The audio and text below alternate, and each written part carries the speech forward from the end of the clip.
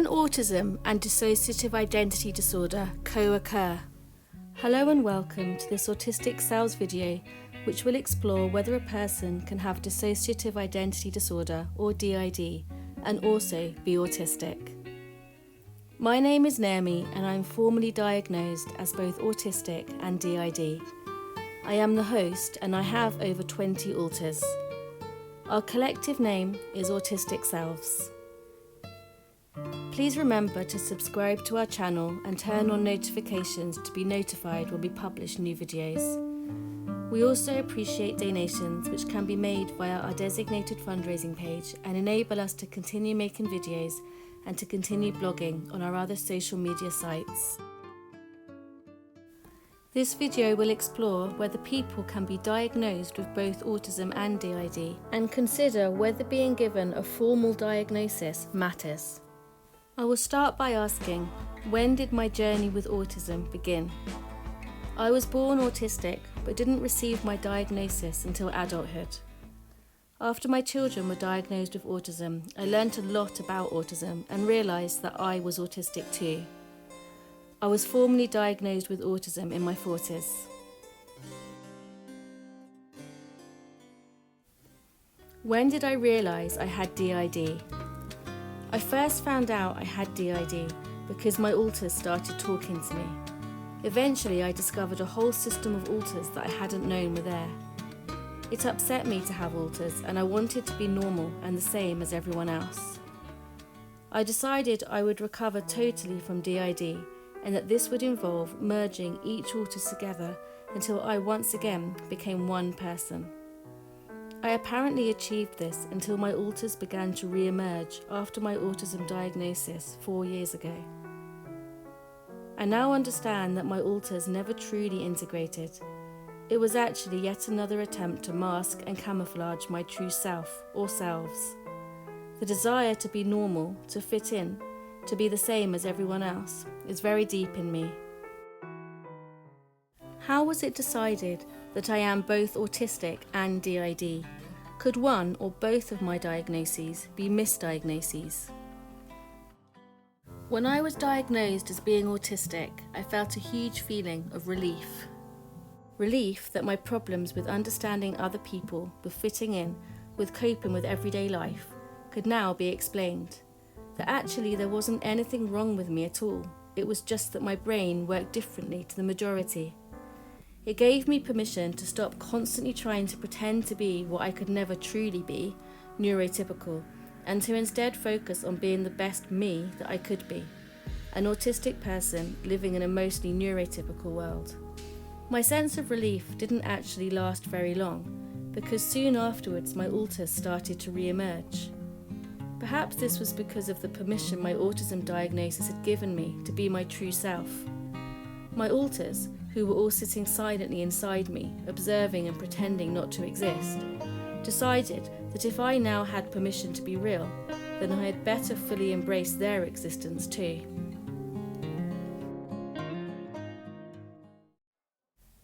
When Julie first showed herself, I was terrified and wanted her to go away.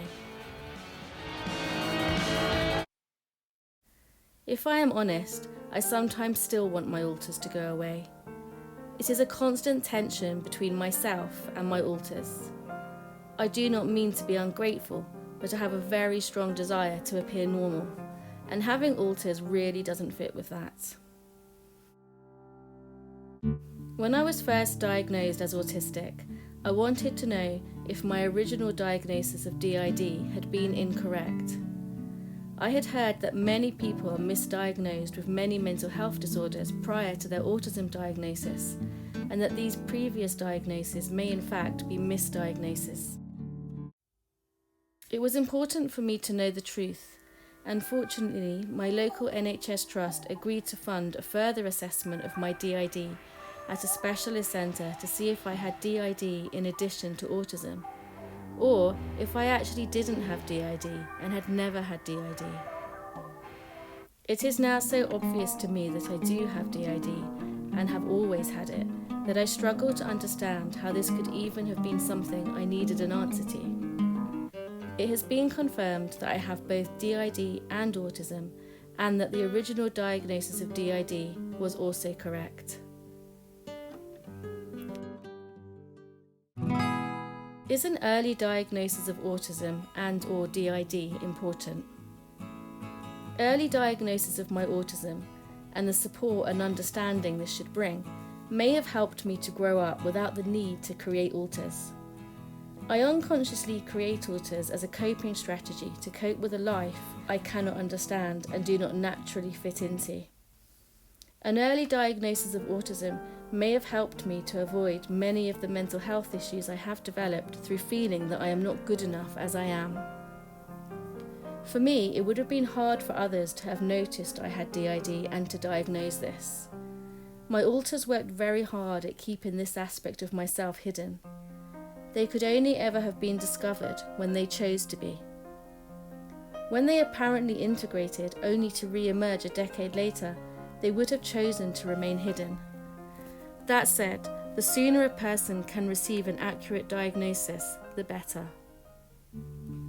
Why was I not diagnosed as autistic until I was 42 years old? Over the decades, understanding and awareness of autism has improved.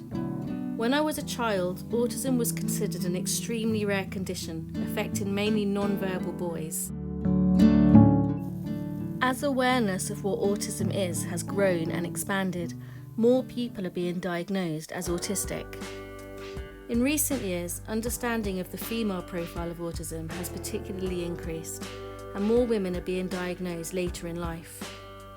Autistic females often mask and camouflage their difficulties, and this can make it hard to identify and diagnose their autism.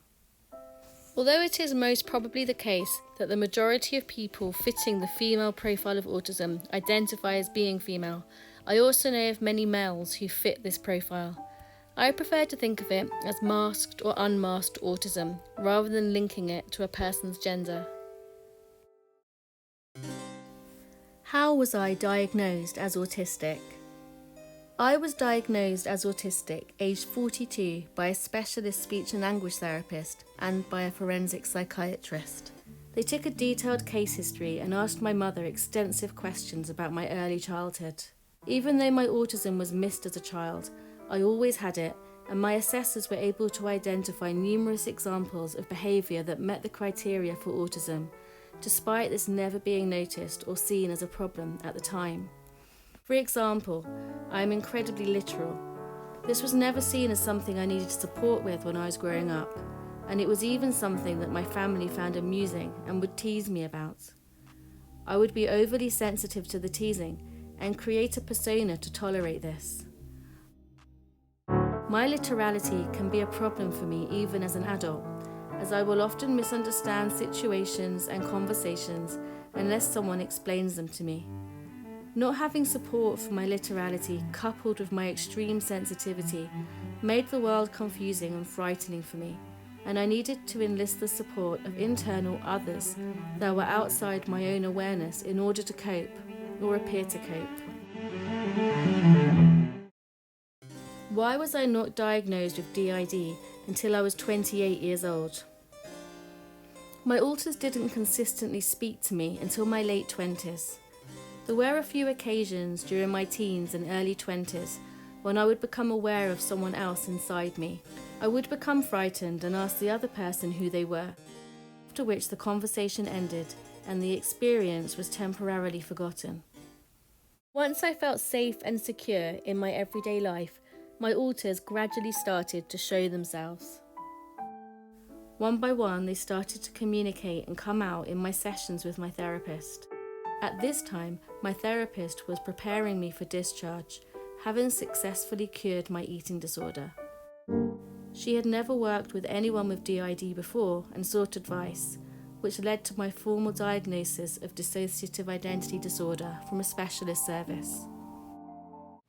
I believe my alters waited until they felt I was ready to receive them before showing themselves.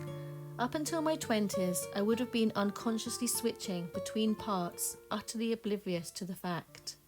My alters waited until I was psychologically stable and secure enough to know about my alters. Up until then, I still needed them to live my life for me without my awareness. What is the impact of a later diagnosis of autism, and can this cause the development of DID?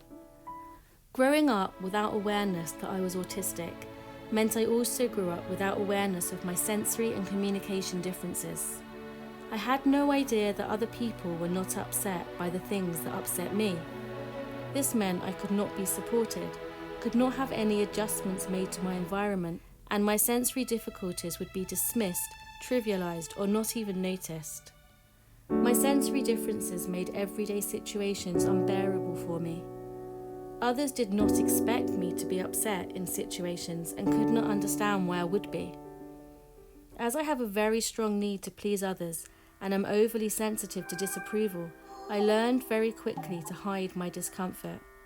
Creating alters enabled me to hide my discomfort even from myself. Is DID different in someone who is also autistic? I believe that the type of DID I have is different to typical DID because I am also autistic. I call the type of DID that I believe I have autistic DID. I believe that autistic DID is different to typical DID because the reason why alters are created is different. In typical DID, the child experiences traumatic events so severe they fear they will not survive. They cannot be aware of the event, and so different alters are created to guard the memories as a very advanced coping mechanism. In autistic DID, the trauma comes from being overwhelmed. Autistics feel everything more intensively, process everything more deeply, become confused by not understanding the unwritten rules of communication. Alters are created to cope with being overwhelmed and are functional in nature, holding emotions, interests, and skills. Although there is a trauma response in both types of DID, the autistic child is responding differently to situations that a neurotypical would not find stressful. In typical DID, the trauma experienced would be traumatic for everyone, including an autistic child. In both cases, the needs of the child have not been met by the adults looking after them, and so the child has needed to create alters in order to cope. It is important to consider whether the trauma was intentional. In autistic DID, the adults may not have intended or even been aware the child was experiencing harmful discomfort. Whereas in typical DID, the traumatic experience would usually be considered to be problematic for everyone. For me, my alters have been caused by both traditional trauma and autistic trauma. For example, my alter Laura holds traditional trauma and needs to work through her experiences with our therapist. Other alters, such as Patsy, have experienced trauma due to being autistic and the people around her not knowing this or understanding that she sees the world differently. Can autism be cured, or is it a lifelong condition? Autism is a difference in sensory and social processing. The wiring of the brain is different, and this cannot be changed. I believe people can be taught to behave in a way society considers acceptable, and so appear to no longer be autistic, but the underlying functioning of the brain remains the same. The person has just learned to modify and hide their behaviour. I believe that autism is a different way of seeing the world, and it is not an illness, and therefore the terminology of curing is not relevant. Can DID be cured, or is it a lifelong condition? I believe that people are not born with DID, but it is a condition that develops as a survival mechanism. When I integrated all my alters when I was in my 30s, I did so because I believed this would cure me of DID. Possibly some people are able to integrate and so cure themselves of DID, but for me, rather than truly integrating, my alters just appeared to hide and become dormant. This is not a cure, and I believe I will remain DID for the rest of my life. As with autism, I do not see DID as an illness, but rather a different way of being. Acceptance of the alters and increasing understanding of people with DID would seem to me to be more relevant than discussing curing DID. Does it matter if a person receives a formal diagnosis of autism and/or DID? I believe it is really important for people to know if they are autistic and/or DID. Having this knowledge can help the person understand themselves and ask for the support they need. For ourselves, we desperately needed clarity over whether we were or weren't autistic and/or DID, and we needed a formal assessment to help us move forwards in our life. Waiting for an assessment was incredibly anxiety-provoking and made an already difficult situation even worse. Thank you for watching this Autistic Selves video, which explores whether a person can be both autistic and DID. Thank you for your support, Naomi and everyone at Autistic Selves.